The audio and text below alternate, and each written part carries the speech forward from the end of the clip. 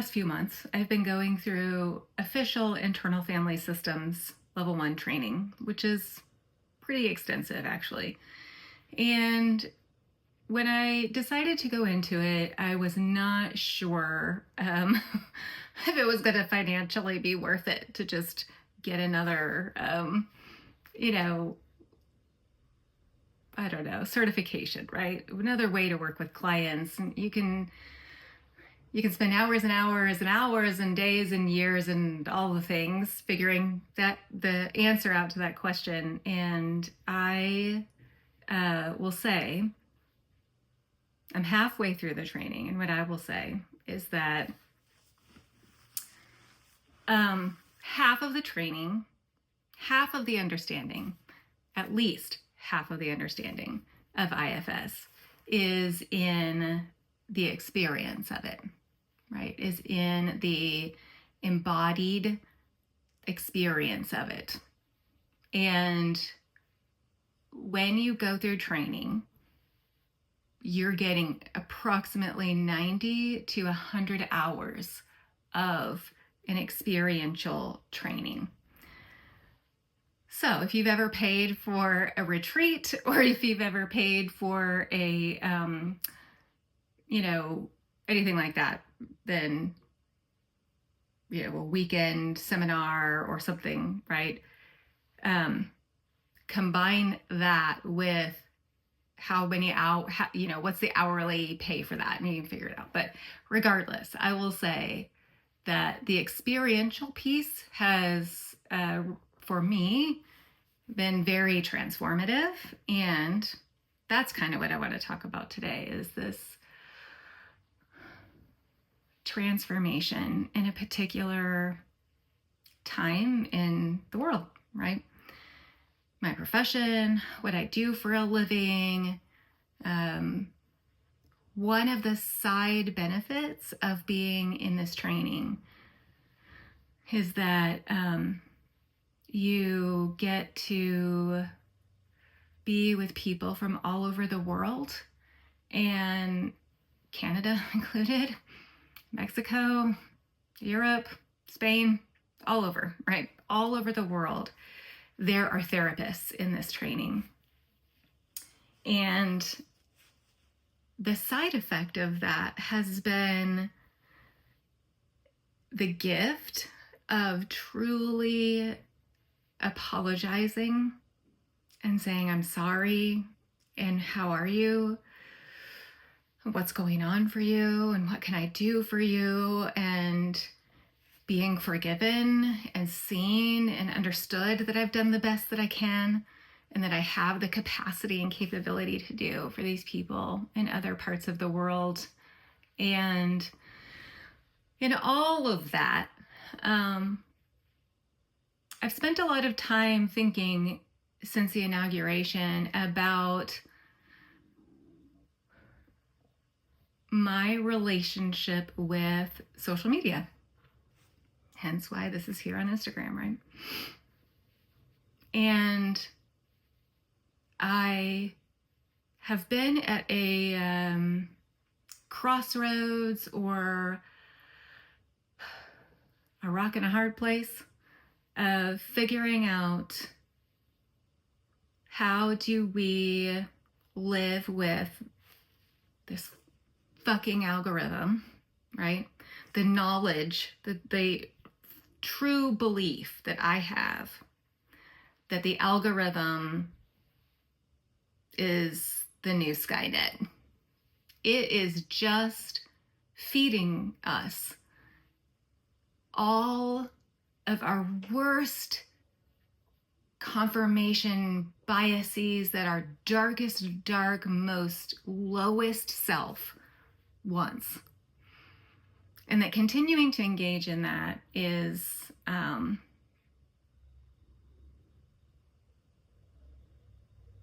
not something I'm interested in, not something I value. It's what I believe has been the worst part of where we are, how we got here, right? And so simultaneously, by the way, holding the belief and the value that I will leave no one behind, right? Because when people ask me, why don't I leave Texas? Because it sucks, and it does. Why don't I go live in Honduras, which is probably one of my very, very favorite places in the whole world? Why don't I go be a bog witch, right? Like, all I wanted to be when I was a little girl, right? Just go be a swamp witch. Why don't I go do those things? It's because I know there are people still here. There are people still in the matrix, right? They're trapped and they're stuck for a whole host of reasons that have nothing to do with me and nothing to do with what I can do. And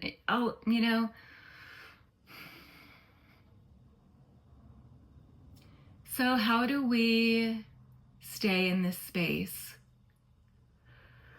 of valuing leaving no one behind? I used to tell my clients, well, sometimes I still tell my clients, today will be a good day. Nobody dies today. Nobody dies today. And I'm strong enough for you. I am strong enough. Period, right? What more is there to say than that? I am strong enough.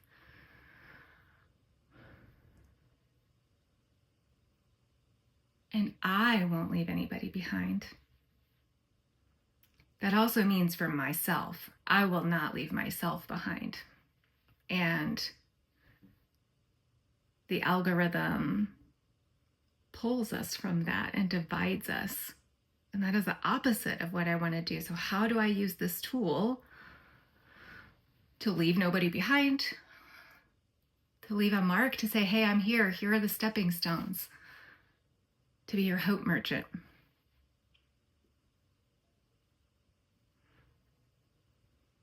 I don't know what that answer is, but what I will say is that my relationship with this channel, with all social media, will be changing. And that may mean that I take very long breaks. It may mean that I share videos of what I'm thinking about and how do we find our way out, and what am I going through, and what am I thinking about? Even if for nothing else than for me to capture my own thoughts, right? It's okay. You are welcome to come on this journey with me or not, whatever works for you. I will not reply to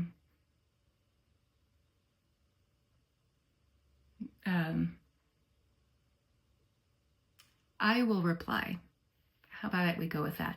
I will reply in the timing and in the way that I choose to reply. And if you miss me, and if here is where you've been connecting with me, I am still here. And for those of you who have my phone number, you can call it, you can text it. I want to hear your voice. I want to be with you. I don't want to be with you in this bullshit, fake ass way. I want to be with you. So, if you have my email, my personal email, if you have my phone number, if you have my text number, which is the same as my phone number, you can still DM me here. You can text me, you can call me. Don't only have our relationship be here. I want to know you. I want to be with you. I want you to know me. I want you to be with me. That doesn't always mean in person, right? But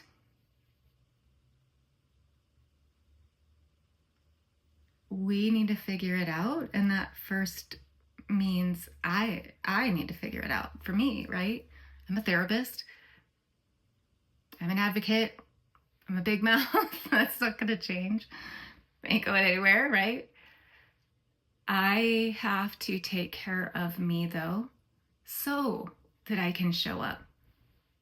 Not only for me and my loved ones and my family and my friends, but so that I can show up as the hope merchant for all of those still trapped here, still stuck in the matrix, still stuck in Texas, so that I can be the warrior that I need to be, that is soft, that just says, hey, have you seen the light? Did you know there's light? Because there is light, right? There is light. It is here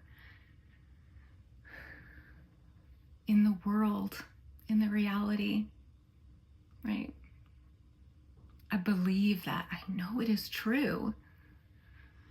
And we have all of this bullshit that gets in the way of that we cover it up and we protect it. And we protect it so well that then we forget that it exists because we've hidden it even from ourselves. Which is such a brilliant way for us to protect ourselves, right? Our light is so amazingly smart that it figured out how to protect us and stay safe, even from ourselves, even from those cultural pieces that tell us to rush, do, that says, what if in anxiety and aggression and perfection and in staving off the horde, right? But what if could be a whisper? What if could be the spark in the darkest night? What if could be a dream? What if also contains our hope, right? What if says, I am here, and what if you love me? That's scary, right? What if says, what if there can be more? What if there could be better? What if we're right?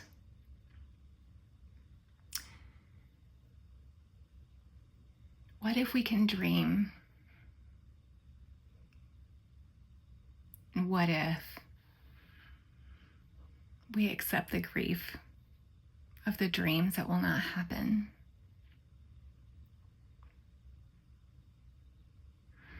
And then other parts of us show up, right, and say, I don't like that. I don't like that at all.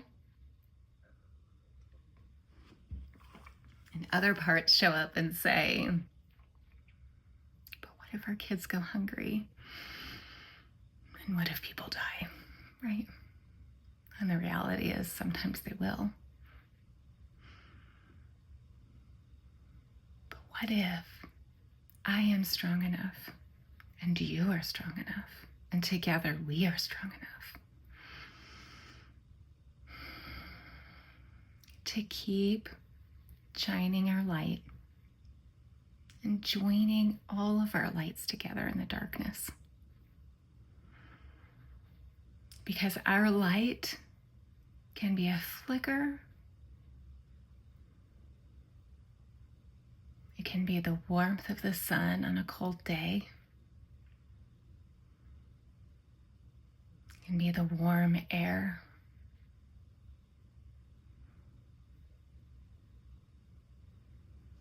And when all of the light and all of the flickers and all of the warmth joins together, it becomes a blaze, right? It becomes a heat, it becomes hot. What if We trusted in that. What if we said, just for this moment, I'm going to be here with you?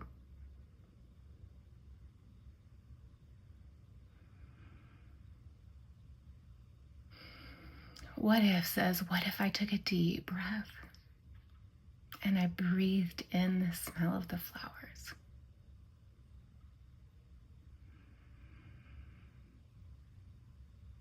What if can contain a lot of things, right? So, anyway, what if you join me in this new venture, right? Of, I'm going to be me. I'm going to do what I do. And if you don't like it, that's okay. You can kindly fuck off. Because what if is inflexible? What if protects, right?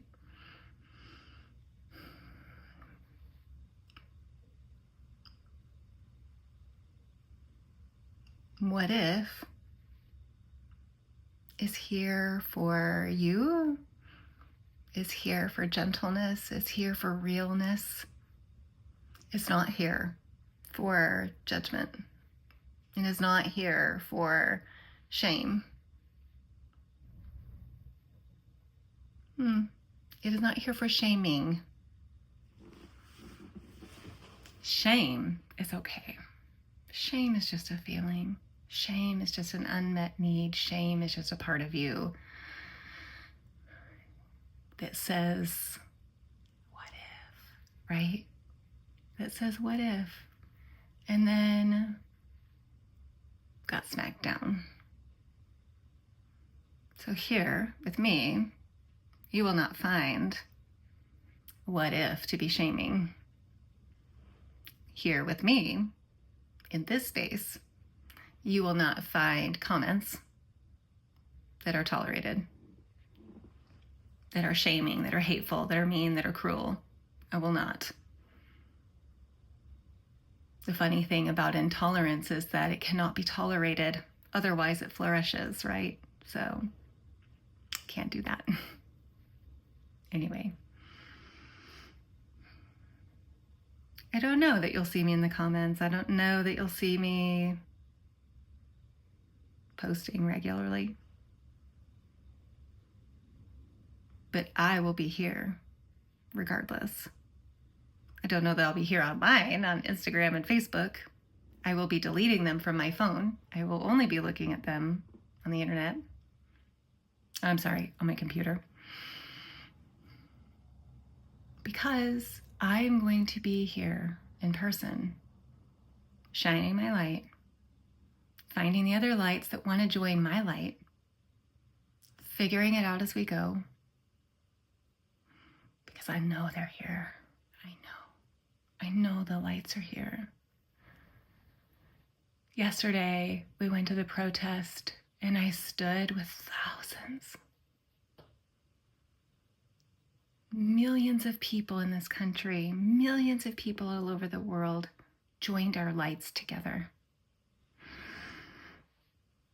And that is what I'm going to be doing from now on. And I don't know how that's going to manifest. I don't know how that's going to show up. And that is a scary what if. But I will be doing it all the same. So, if you miss me, if you want to be with me, be with me. If you're a family member or a loved one on this page,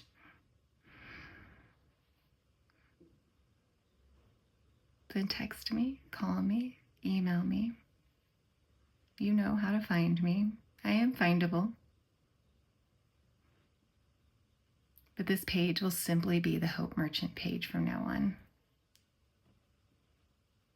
I don't care about the algorithm. I care about you.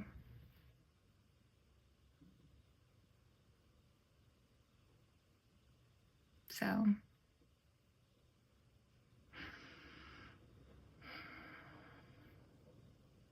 Combine.